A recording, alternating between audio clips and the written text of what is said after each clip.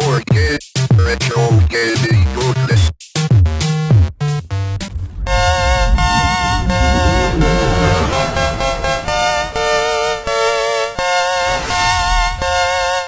Welcome, fellow adventurers, and join me, Bastish B, as I'll be exploring classic RPGs from the 8 and 16-bit generations, both console and computer, whether it be high fantasy or lo-fi sci-fi. All roads will eventually lead to Tales of a Dungeon Basher.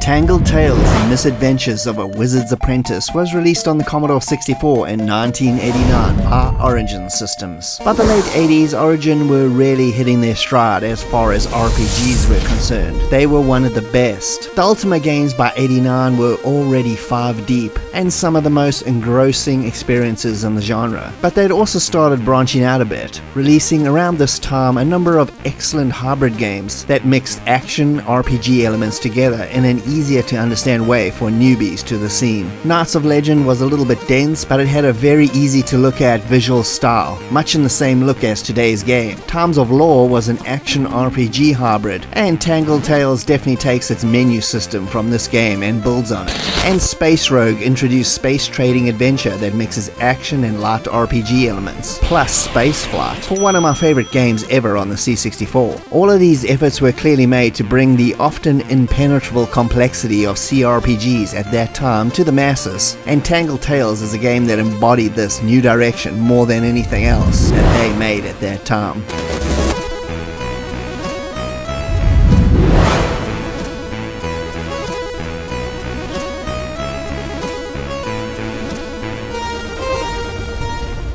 And now back to the game, which was Origin's attempt to bring their unique RPG to the everyman, but make it very accessible and visually appealing, as to not scare away the people that were deadly afraid of unanimated tile characters and overcomplicated and slow combat systems. And Tangled Tales, it delivers the goods. The game puts you in the role of a wizard's apprentice who has a drunken night out and misplaces some of his teacher Eldric's spell-making ingredients. He gets scolded and all his spells are taken back, leaving his book empty, and essentially giving the game a starting point. Your goal is to gain Eldritch's favor back, relearn all your spells to add to your book, and level back up to a full-blown wizard by the end. In the beginning, you can create your character by shifting around some variables to give yourself a starting advantage in a certain area before embarking on your quest. The game has a very humorous tone and doesn't take itself too seriously, with some really witty dialogue and very memorable characters that all give the tone of a really good Terry Gilliam movie. The game has 3 major chapters, each one a main goal and tons of side quests that have to be completed. The screen is divided into multiple parts, done obviously to eliminate tons of intimidating menus. Most of the info you need is all on the main screen. The view of your character in action, the visual look from your point of view window, the icons for actions, and a dialogue box at the bottom. It's slick and very easy to use and works a bit like Times of Lore, just with a lot more options. Stats and equipment screens are separate, but they are accessed by an icon, so it's all pretty easy to learn very quickly. Gameplay is a mixture of adventure elements where talking to characters through dialogue trees gets you info and quests, and there's turn-based battles which happen outside of the main castle, which is the hub base. Solving puzzles and side quests are your main gameplay, with a lot of attention to detail being given to characters you meet and talk to. Everyone has a purpose as far as quests go, or even being able to trade and buy items from almost all the characters in the game, which is very interesting. There are no mindless NPC shopkeepers. Everyone you come across has a personality, and that's what really sets this game apart so drastically from any other RPGs of that era. Battles are fairly basic, at least in the beginning. A simple back and forth slogfest until someone dies. But once you gather enough cash from battles, equip yourself out, and start learning spells, then only does it become a really enjoyable part of the game. Also, the enemies can be seen on screen so you can avoid them.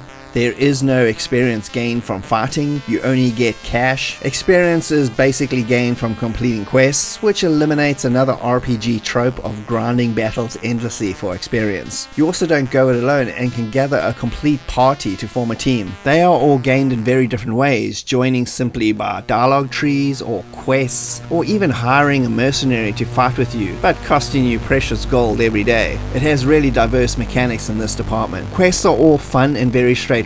People need or want stuff. By helping other people, you gain items, which can be used to solve other puzzles. It's a pretty fun cascade effect that not only works from a storytelling point, but also a problem solving. I never really got completely stuck in this game ever. There was always something else to do. Once your spellbook starts to get fuller, the battles and the puzzles become a lot more interesting, with your party members also being a part of the storylines, and you can even chat to them at any time. It gives them personality, which is usually missing from stat-heavy RPGs of that time. Character and humor are its strong suits, with lots of tongue-in-cheek references to fairy tales and fantasy tropes in general. You also can't really die in this game, which means if death happens, you get resurrected back in the hub castle, with your teacher scolding you for being a moron. It's basically just a big inconvenience, especially if you were deep in one of the many dungeons. The overall world map isn't huge either, but it is packed with things to do, from the main town and the valley surrounding it, which has lakes, forests, mountains, and plenty of dungeons. The only negative here is that there's no sound in this game,